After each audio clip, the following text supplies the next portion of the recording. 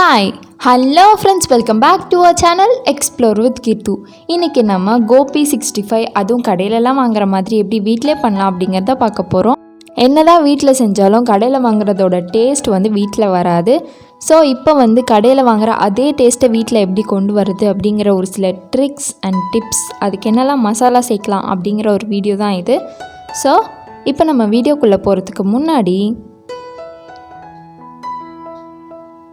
நீங்கள் இன்னும் நம்ம சேனலை சப்ஸ்கிரைப் பண்ணலன்னா கீழே இருக்க சப்ஸ்கிரைப் பட்டன் அமுக்கி பக்கத்துலேயே ஒரு பெல் ஐக்கான் இருக்கும், அதையும் டேப் பண்ணிங்க அப்படின்னா அதில் 3 ஆப்ஷன் கேட்கும். அதில் ஆல் அப்படிங்கிற ஆப்ஷனை செலக்ட் பண்ணி வச்சுக்கோங்க. ஸோ தட் நான் எப்பப்போலாம் வீடியோஸ் போடுறேனோ அப்பப்போலாம் உங்களுக்கு ஒரு நோட்டிஃபிகேஷன் வந்துடும்.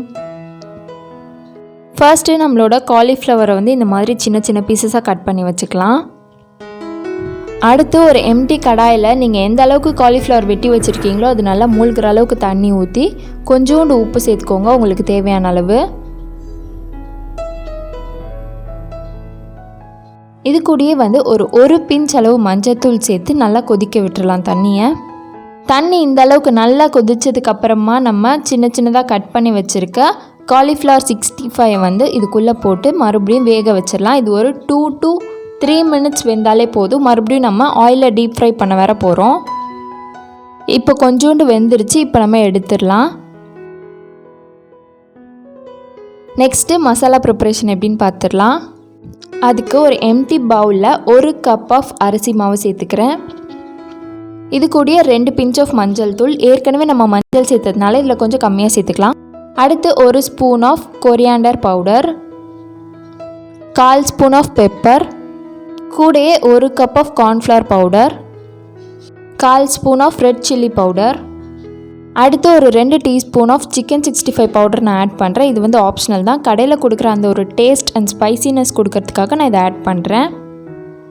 அடுத்து தேவையான அளவு உப்பு சேர்த்துக்கோங்க. கூடயே ஒரு 1/2 லெமனோட ஜூஸை மட்டும் உள்ளே பிழிஞ்சு விட்டுறலாம். கொஞ்சோண்டு தண்ணி ஊற்றி நல்லா பிசைஞ்சு விட்டுக்கோங்க. கொஞ்சம் கொஞ்சமாக தண்ணி ஆட் பண்ணுங்கள், நிறைய ஆட் பண்ணிடாதீங்க. இந்த அளவுக்கு ஒரு தின்னான கன்சிஸ்டன்சிக்கு நல்லா கலக்கி விட்டுக்கலாம். இப்போ நம்ம கலக்கி வச்சுருக்க இந்த பேட்டரில் நம்ம பாதி வேக வச்ச காலிஃப்ளவர் 65 போட்டுடலாம். எல்லா காலிஃப்ளவரையும் உள்ளே போட்டு இது நல்லா ஃபுல்லாக கோட் ஆகிற வரைக்கும் இதை ஃபுல்லாக டிப் பண்ணி எடுத்துடலாம். இது நல்லா ஊறினா தான் இந்த மசாலாலாம் உள்ளே இறங்கும். ஸோ 5 minutes இதை அப்படியே ஊற வச்சிடலாம். இப்போ இது நல்லா கோட் ஆயிருச்சு. இது கொஞ்சம் நேரம் ஊறட்டும், அதுக்கப்புறம் நம்ம டீப் ஃப்ரை பண்ணிடலாம். ஃப்ரை பண்ணுறதுக்கு ஒரு எம்டி கடாயில் கொஞ்சோண்டு எண்ணெய் ஊற்றி நல்லா காஞ்சதுக்கப்புறமா நம்மளோட காலிஃப்ளவர் உள்ளே நல்லா டீப் ஃப்ரை பண்ணி எடுத்துடலாம். இதை நம்ம ஏற்கனவே வேக வச்சிட்டோம். ஸோ 2 to 3 minutes நல்லா வெந்தாலே போதும். இது இந்த மாதிரி ஆரஞ்சு கலரில் நல்லா டீப் ஃப்ரை ஆனதுக்கப்புறம் இதை சர்வ் பண்ணிடலாம். இப்போ இது ஒரு எம்டி பிளேட்டில் வச்சிடலாம். இது அப்படியே ஒரு கடையில் வாங்கின கோபி 65ஓட டேஸ்ட் வந்திருக்கும் உங்களுக்கு. ரொம்ப ரொம்ப அந்த பேட்டரை தின்னாக நம்ம செஞ்சதுனால இது ரொம்ப கோட் ஆகாமல் இப்படி இருக்குது. நீங்கள் திக்காக செஞ்சீங்க அப்படின்னா உங்களுக்கு திக்காக வீட்டில் செய்கிற மாதிரி இருக்கும்.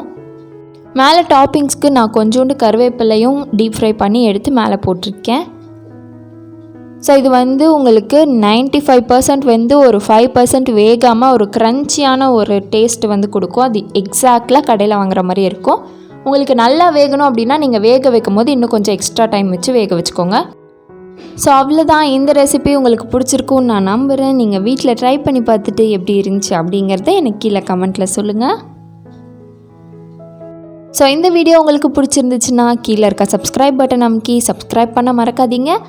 ஸோ அவ்வளோதான். இந்த வீடியோவை இதோட முடிச்சுக்கலாம். நம்ம நெக்ஸ்ட் வீடியோவில் பார்க்கலாம். பாய்.